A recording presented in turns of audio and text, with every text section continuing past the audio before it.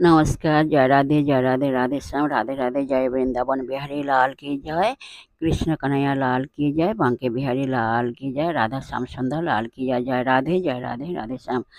এখন প্রশ্ন হলো, ভগবান শ্রীকৃষ্ণের অন্য নাম কেশব হলো কেন? এর উত্তর হলো, কেশী নামক অসুরকে বধ করেছিলেন বলে। 2 নম্বর কোয়েশ্চেন হলো, কোন দৈত্যকে সংহার করে শ্রীকৃষ্ণের নাম মধুসূদন হয়েছিল?